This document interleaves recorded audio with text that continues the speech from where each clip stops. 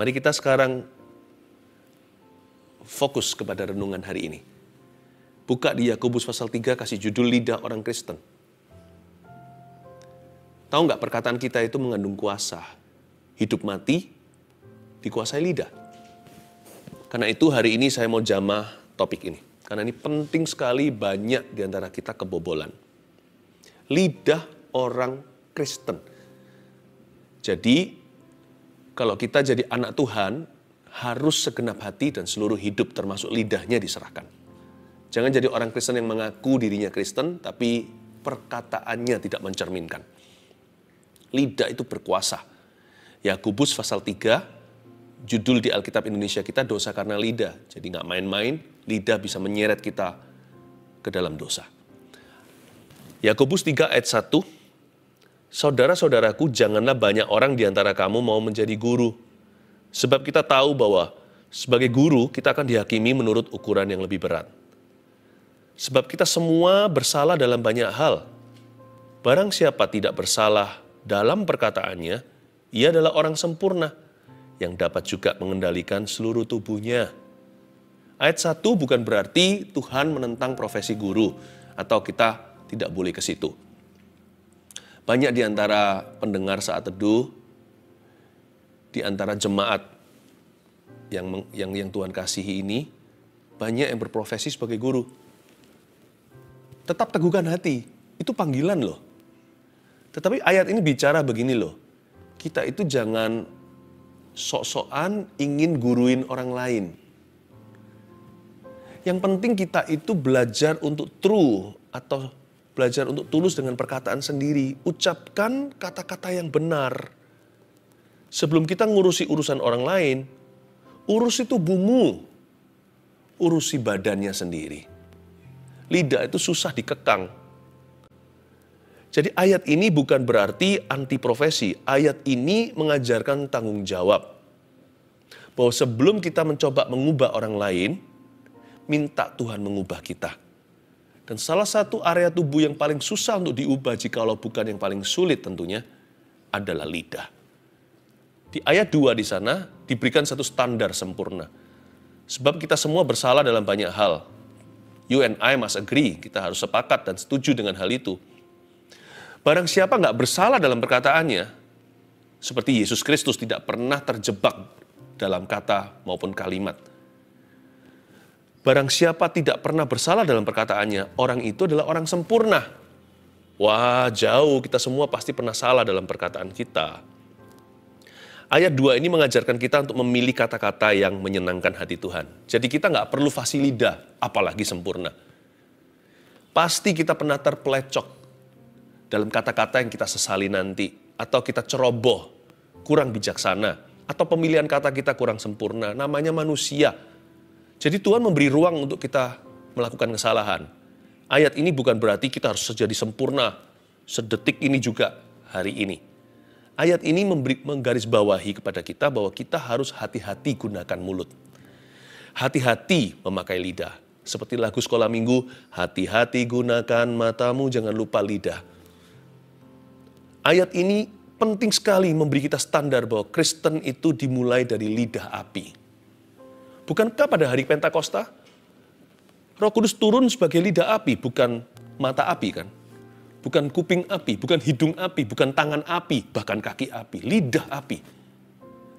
Karena barang siapa menyerahkan lidahnya pada Tuhan, seluruh tubuhnya pun akan nurut. Lidah itu kekang, lidah itu nahkoda.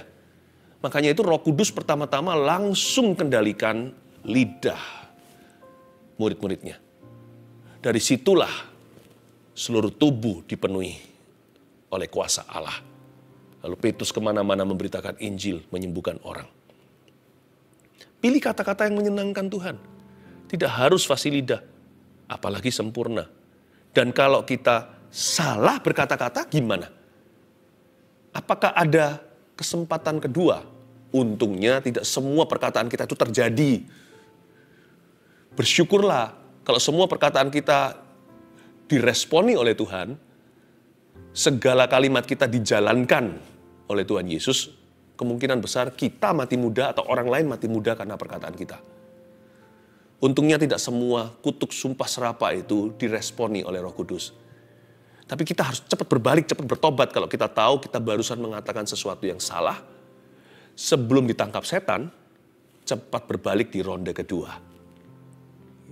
Tuhan itu tidak pernah langsung kita salah ngomong apa, langsung dicambuk, itu enggak. Dia mengajari untuk kita mengampuni 7 kali, 70 kali 7 bahkan. Seringkali perkataan kita itu dikasih toleransi hingga ronde ke-7 baru diresponi. Kalau sampai ronde ke-7 kita nggak berbalik, berarti kita tegar tengkuk.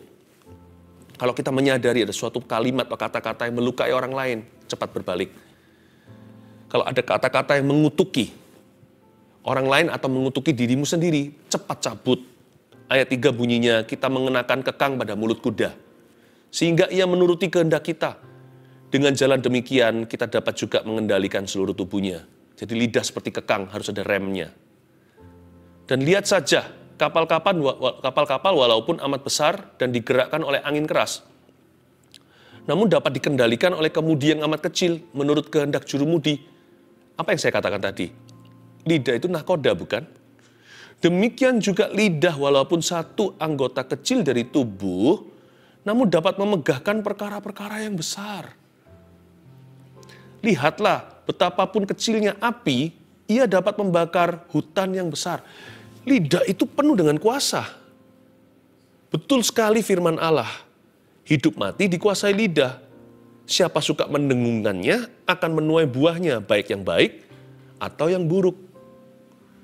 Karena itu, biasakan mengucapkan kata-kata yang optimis, bukan yang pesimis, yang positif, bukan negatif.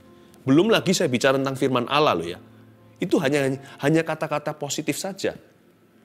Terlebih lagi bagi umat pilihan Tuhan untuk kita membiasakan diri mengucapkan kata-kata yang sesuai dengan firman Allah.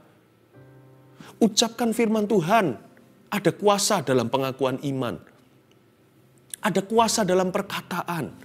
Apalagi perkataan orang-orang yang percaya kepada Tuhan Yesus. Kita sebagai anak raja ini kata-kata kita penuh dengan kuasa. Jangan isi mulut dengan keluhan melulu. Belajar mengisinya dengan pujian. Sebab lidah kita itu bukan hanya kekang, harus direm. Lidah kita itu juga api selain nahkoda. Dia bisa menyalakan seluruh tubuh. Dia bisa mengubah nasib. Dia bisa seperti api kecil membakar seluruh hutan. Bisa hangus total hutan yang jutaan hektar bahkan. Ayat 6 bunyinya begini. Lidah pun adalah api. Ia merupakan suatu dunia kejahatan dan mengambil tempat di antara anggota-anggota tubuh kita sebagai sesuatu yang dapat menodai seluruh tubuh dan menyalakan roda kehidupan kita, sedang ia sendiri dinyalakan oleh api neraka. Wah, bahaya. Aduh, Pastor Philip, mungkin kalau pendeta sempurna kali kata-katanya. Enggak, kita semua pasti pernah bersalah dalam kata-kata, termasuk saya. Nah, sekarang saya sharing. Saya berikan kesaksian bagaimana saya menanggulanginya kalau saya salah ngomong sesuatu. Itulah gunanya I'm sorry atau saya minta maaf kepadamu. Tuhan itu tidak mengizinkan kita terus tegar tengkuk, terus pengku sampai ronde 7. Sampai kita melewati marker pengampunan sehingga kutuk terjadi. Tenanglah, Tuhan itu baik. Perkataan yang baik diresponi Tuhan langsung. Perkataan yang kurang baik dari mulut kita, asal kita ada hati untuk berbalik pada Tuhan, seringkali Tuhan tunda sampai meresponinya. Jadi jangan merasa, aduh mati, aku kiamat, aku sudah ngomong begini, gimana ini? Ya, cepat-cepat panggil nama Yesus. Saya kalau mengucapkan suatu kata-kata yang saya tiba-tiba sadar, tiba-tiba tertemplak oleh Roh Kudus, atau nyala alarm rohaninya, waduh, ini bisa ditangkap mentah-mentah sama setan. Entah kalimat yang mungkin sifatnya mengikat. Mungkin katakan, kalau kamu begini terus, papa bisa mati muda. Berapa banyak orang tua kalau lagi marah sama anaknya, ngomongnya enggak. Berlebihan lah ya. Kesalahannya enggak seberapa, kita bisa reaksinya melebihi. Pernah kan pasti? Kita semua pernah seputar itu. Dan waktu kita mengatakan, kalau begini terus, papa bisa mati muda. Atau mama bisa mati muda. Lalu kita takut. Aduh, kutuk akan terjadi. Cepatlah doa. Untungnya ada kasih menutupi banyak kesalahan. Belum terlambat untuk ngomong sama anaknya. Sorry, papa ngomongnya gegabah. Doakan ya. Dengan rendah hati dan banyak kasih. Lebih banyak lagi kesalahan itu ditutupi. Tapi sebelum itu kalau Anda tiba-tiba merasa, aduh mati. Kenapa aku berkata begini? Cepatlah berlutut. Panggil nama Yesus dan berkata, Tuhan ini belum ronde 7. Di ronde 1 aku salah kaprah. Ronde 2 Tuhan maafkanlah. Tuhan aku bertobat dari perkataan itu. Mohon Tuhan cabut saat ini juga di dalam nama Yesus. Basuh aku di dalam darah-Mu anak domba Allah. Seperti Yesaya, jamah lidah bibirku, sucikan kuduskan. Dan aku bertobat dan beriku kuasa dan anugerah untuk tidak lagi mengulangi kata-kata seperti itu. Tidak terjebak atau kepancing emosi sehingga gegabah dalam berkata-kata. Ingatkan aku Tuhan, bahwa lidahku itu nakoda. Lidahku itu seperti pintu besar bisa buka celah atau bisa buka kepada Tuhan. Lidah itu bisa menjadi pintu anugerah, bisa jadi pintu kutuk pula. Aku tutup terhadap kutuk, aku buka terhadap berkat. Maafkan aku Tuhan, beriku kuasa dan kasih karunia untuk tidak jatuh di lubang yang sama. Dalam nama Yesus. Amin. Boom, langsung tercabut. Yakinlah Allah kita itu murah hati. Tapi kalau perkataan kita, I love you Jesus, pakailah saya. Jadikan keluargaku berkat daripadamu di dunia. Ya Tuhan, as for me and my house, aku dan seisi rumah tanggaku, kami akan melayani Engkau. Langsung diresponi Tuhan di ronde 1. Belum amin, sudah terjadi. Belum tutup doa, sudah kejadian. Semua yang benar, semua yang baik, semua yang adil, yang manis, yang suci, yang dipikirkan dan dikatakan itu. Kalau sampai ke tata Tuhan, nggak usah tunggu besok hari atau 1 jam kemudian. Allah kita bukan Allah yang bertele-tele. Dia yang ajarkan kepada umatnya, Yesus beri perumpamaan. Kalau berdoa jangan seperti orang Farisi. Dikira dengan panjangnya akan didengarkan. Karena Tuhan tahu apa yang kau butuhkan. Perkataan yang baik dan sempurna datang dari Bapa ketika kita ucapkan belum sampai tutup doa. Tuhan sudah ada di hadapan kita. Dan menggenapi rencananya. Tapi, kalau perkataan yang salah, asal kita tidak keraskan hati sampai ronde ke-7 istilahnya. Tuhan akan menanti because He is slow to anger. Allah kita tuh lamban dalam amarah. Banggalah, bahagialah kita punya Tuhan yang demikian. Jadi lidah itu bahaya? Iya. Tapi karena Tuhan, kita dapat kesempatan untuk memperbaikinya. Dan kalau yang kita salah orang lain ya nggak bisa doa sama Tuhan doang. Doa sama Tuhan memberi kita kekuatan untuk datang ke mereka dan minta maaf. Untuk say I'm sorry. Kalau Anda pernah kasar dengan anak Anda atau keluarga, atau sama istri sendiri, atau dengan suami. Setelah I'm sorry tidak berhenti di situ. Hari-hari berikutnya, isilah dengan kasih. Lupa, pasti nanti akan dilupakan perkataan itu. Jadi jangan biasakan kalau berantem nih suami istri, dikit-dikit cerai. Atau kata-kata kita pakai khusus untuk menusuk mereka. Tujuannya adalah untuk melukai. Kamu tidak seperti eksku atau pacarku dulu. Kalau itu terus-terus dikumandangkan, ya lama-lama keracunan pernikahan. Kalau Anda sudah pernah lakukan di belakang, udah jangan dihitung lagi. Mulai hari ini, kata Yesus kepada si pezina itu, sin no more. Go and sin no more. Pergilah dan jangan berbuat dosa lagi. Yang penting kan, ke depan kan. Jikalau Tuhan berkata hendak mencabut satu negara, hendak menghukumnya. Tapi kalau dia bertobat, Tuhan menyesali hukumannya. Dan Tuhan tidak akan lakukan, tapi memberkati mereka. Tapi orang kalau diberkati Tuhan, orang benar. Tapi dia setelah itu berhenti jadi orang yang benar dan melakukan kesalahan. Dan terus keras kepala dan tekun melakukan kesalahan itu. Tuhan berkata, semua janjiku di belakang, semua berkat yang telah kuberikan dan akan kuberikan, kubatalkan dan orang itu akan kuhukum. Yeremia kan bilang begitu. Ketika dia dapat firman, ketika pergi ke tukang periuk, bukan? Jadi yang penting itu sekarang itu masa depan. Jalan ke depan itu loh, berhenti lihat ke belakang. Kalau dulu sering katakan cerai, jangan lagi ya. Dulu sering banding-bandingkan pasangannya dengan orang lain.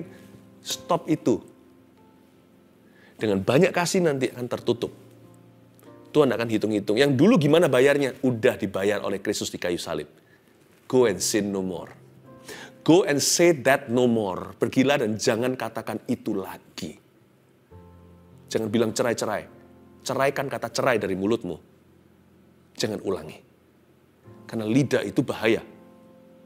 Tetapi dalam Tuhan, Dia selalu memberi kesempatan. Asal jangan kita mencobai Tuhan. Dan jangan remehkan kasih karunia dengan terus melakukan itu secara sengaja. Yang sakit nanti dirimu sendiri. Diriku, kita yang sakit bukan Tuhan Yesus. Kita yang menanggungnya kalau pernikahan tidak bahagia. Anak-anak kita yang menderita. Kalau Tuhan berkata hentikan, hentikan. Sekalipun setelah Anda hentikan, apapun itu juga yang pernah melukai, pasangan Anda masih ingat, biarin gak apa-apa. Beri alasan untuk mengingat hal-hal yang positif. Mulai investasi perkara benar. Mulai lakukan apa yang membangun. Mulai katakan apa yang dari kasih. Lama-lama, apa yang di belakang itu luntur sendiri. Yang penting kan yang di depan. Tidak pernah terlambat untuk berbalik. Tidak pernah terlambat untuk bertobat. Tidak pernah terlambat untuk berubah. Lidah itu penuh kuasa bukan untuk menghancurkan. Untuk membangun juga kuasa lidah. Kalau lidah kita mulai hari ini diserahkan pada Tuhan, betul-betul jadi lidah anak Tuhan, lidah orang Kristen beneran. Segala kondisi di belakang bisa di-reverse, bisa diputar balikan. Perlu waktu memang, kadang-kadang nggak semalam. Memori kan masih ada. Tapi setelah dipenuhi dengan memori indah dan lidah yang membangun sesamanya, reputasimu pun akan bersih. Tunggulah, tekunlah. Lidah kita juga punya kuasa memutarbalikkan dari yang jahat menjadi baik. Isilah dengan firman. Ayat yang berikutnya, ayat 7, semua jenis binatang liar, burung-burung serta binatang-binatang menjalar, dan binatang-binatang laut dapat dijinakkan dan telah dijinakkan oleh sifat manusia. Tetapi tidak seorang pun yang berkuasa menjinakkan lidah. Catat itu. Ia adalah sesuatu yang buas, yang tak terkuasai, dan penuh racun yang mematikan. Dengan lidah kita memuji Tuhan Bapa kita, dan dengan lidah kita mengutuki manusia yang diciptakan menurut rupa Allah. Dari mulut yang satu keluar berkat dan kutuk. Hal ini, saudara-saudaraku, nggak boleh demikian terjadi. Adakah sumber memancarkan air tawar dan air pahit dari mata air yang sama? Saudara-saudaraku, adakah pohon ara dapat menghasilkan buah zaitun? Dan adakah pohon anggur dapat menghasilkan buah arah? Demikian juga mata air asin nggak dapat mengeluarkan air tawar. Wow, ternyata ada dua tipe lidah yang berlawanan. Yang satu lidah orang Kristen, yang satu lagi saya sebut lidah yang non-Kristen. Kadang-kadang ditemukan juga di mulut orang Kristen loh, lidah demikian. Lidah itu penuh dengan kuasa, bisa meracuni. But do you know that? Kabar baiknya, lidah juga bisa menyembuhkan kalau diisi firman. Jadi tergantung. Mau pakai kekuatan negatif atau kekuatan positif? Kekuatan setan atau kekuatan firman? Catat ada 4 lidah non-Kristen. Jangan sampai ditemukan di dalam mulut Anda dan saya. Kita bisa Kristen satu tubuh, lidahnya non-Kristen. Bisa itu. Banyak itu. Karena itu 4 lidah jahat ini. Lidah yang buruk ini. Mari kita serahkan kepada Tuhan Yesus untuk diubahkan di saat teduh ini. Yang pertama, lidah jahat. Ini yang saya sebut sinis, sarkas, suka jelek-jelekin, dan bocorkan rahasia teman. Itu dia. Itu definisi lidah jahat. Lidahnya sinis, tajam, seperti ada duri, bukan pedang bermata dua, tapi pedang setan, saudara. Kemana-mana selalu bunuh karakter orang. Nah, lidah itu punya extension sekarang. Kalau kita colokan gitu kurang panjang, kan ada extensionnya. Zaman sekarang seperti ini media, lidah kita itu bisa diwakili jari kita yang ketik di HP, laptop, dan sebagainya. Kita bisa menggunakan kata-kata yang untuk membunuh. Kalimat-kalimat yang menjatuhkan. Sinis orangnya. Bahkan jarinya aja begitu jahat, apalagi orangnya nanti. Kalau ketemu beneran, sinis sekali orangnya.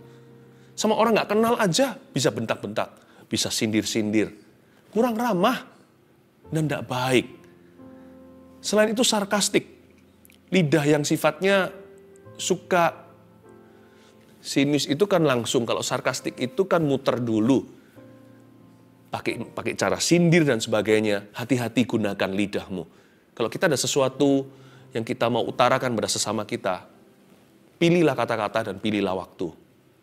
Bukan hanya itu, daripada kita menggosip ria, ngomong aja langsung ke orangnya. Kalau itu bersangkutan loh ya, sehingga kita tidak urusi urusan yang tidak perlu. Kalau kita berada di posisi, berada di radius pengaruh, dan kita tahu orang itu dan orang itu berhubungan dengan kita, maka kita bertanggung jawab untuk meluruskan. Kalau memang kita perlu, panggillah 4 mata. Setelah itu mungkin perlu diskusi, ada pihak ketiga yang bisa bertanggung jawab dan cukup dewasa rohani untuk kita bisa bicara bersama. Ada caranya semuanya. Tujuan tidak bisa menghalalkan segala cara. Tuhan menguji lidah kita. Apakah lidah kita itu sinis atau enggak? Sarkastik atau tidak terhadap orang lain? Suka jelek-jelekin orang lain itu juga jahat di mata Allah. Kelihatannya hak-haknya gua, nggak bisa. Lidah kita ini kan sudah dibaptis. Atau mungkin semua tubuh kita ini sudah mati bersama dengan Kristus kecuali lidah. Jangan-jangan nanti lidah itu membunuh seluruh hidupmu. Dan suka bocorkan rahasia orang itu juga suatu kejahatan. Meskipun nggak kelihatannya jahat, cuman teledor. Tapi orang lain rugi dan harus menanggung konsekuensi. Belajar untuk confidential. Apa yang Anda katakan, kalau orang lain share sesuatu dengan Anda, kalau itu sangat-sangat penting untuk dijaga, jagalah. Tapi saya juga nggak mau. Saya juga nggak mau disumpah di depan. Paham maksudnya? Kadang-kadang ada orang ngomong sama saya begini, Pastor Philip, saya beritahu sesuatu tapi jangan beritahu orang lain. Saya nggak mau langsung tanda tangan. Itu kan kayak notarisan. Itu kan saya diikat janji. Saya bilang, tunggu dulu. Kalau you mau beritahu sesuatu pada saya, Anda harus percaya bahwa saya cukup dewasa untuk bisa handle informasi ini dan berhikmat untuk menentukan apa yang harus kulakukan dengan info yang diberikan. Kalau enggak, please jangan beritahu aku. Saya enggak apa-apa kok, saya ini enggak kepo orangnya. Karena Tuhan tidak suruh saya untuk gurui semua orang. Tuhan suruh saya cukup berkata yang benar. Tuhan suruh saya urusi hidup saya.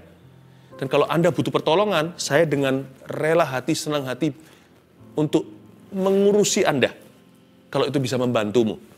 Tapi saya tidak mau diskakmat begitu. Saya beritahu sesuatu, jangan beritahu siapa-siapa. Saya bilang, itu up to me. Kalau enggak, jangan beritahu aku. Oh ya sudah, lalu dia beritahu saya, oh iya, saya rasa nggak bisa. Anda harus beritahu sama mama soal ini. Nah, saya akan arahkan. Kadang-kadang enggak, waduh iya, yang ini nggak boleh beritahu siapa. Ayo kita doa. Kadang-kadang kita yang harus menentukan. Tapi jangan sampai begini loh. Kita tahu bahwa orang itu percayakan dirinya. Lalu kita bocorkan dengan beria-ria. Kita jadikan itu informasi yang kita jual ke kanan kiri. Don't do that. Waktu kita lakukan itu di mata Tuhan, Anda dan saya orang jahat. Lidah kotor yang nomor 2. Ini juga harus dibuang dari mulut kita. Minta Tuhan basuh dengan darah. Lidah kotor itu pornografi di lidah bibir kita. Suka ngomongin jorok-jorok. Seks. Termasuk begini ya. Termasuk lidah pancingan. Contohnya kalau di tempat kerja nih. Suami istri di rumah mungkin ada cekcok gimana. Teman tapi mesra. Sampai di tempat kerjanya ceritain sama lawan jenisnya. Teman dekat katanya, tapi ceritakan istrinya. Atau sebaliknya, suaminya. Jangan lakukan itu. Itu lidah yang kotor di mata Tuhan. Karena di dalam Kidung Agung dikatakan, yang namanya your fountain, atau sumber airmu tidak boleh lumber sampai ke jalanan. Ada tatanan, ada jalurnya, yang pasti bukan teman tapi mesra. Dan ada orang yang suka kalau cowok sama cowok kumpul, ngomongin cewek, dan ngomongnya mulai nyerempet-nyerempet, sebaliknya juga sama. Avoid that. If they are really your friends, kalau mereka benar-benar teman Anda, mereka tidak akan menjerumuskan. Dan Anda juga jangan nikmati yang kayak gitu, itu sedap-sedapan yang bukan dari Tuhan. Selain itu sumpah serapah. Sumpah serapah itu juga berbagai macam bahasa kotor. Yang sekarang itu sering dipakai adalah Yesus malah. Nama Jesus bahkan. Atau kata-kata yang lain, kebun binatang keluar semua, yang jorok-jorok. Yang kayak gitu, anak Tuhan gimana sih? Saya pernah kenal satu orang yang mengaku anak Tuhan, sampai saya nggak tahan, saya beritahu sama dia, kalau kamu anak Tuhan, masa Roh Kudus dipaksa ngomong kalimat jorok itu dari mulutmu? Loh kan aku yang ngomong, nggak apa-apa, ini sudah kebiasaanku. This is culture, man. Ini kebudayaan. Bilang not culture. You dan Yesus, Anda dan Yesus sudah satu. Dia tinggal di dalam dirimu. Nah, kalau kita mengucapkan kalimat kata-kata begitu, bukankah Yesus disuruh sumpah serapah? Itu namanya menista Roh Allah. Itu namanya menginjak kasih karunia. Janganlah, jangan mendukakan Roh Kudus di dalam dirimu. Lidah kotor. Yang ketiga, lidah bohong.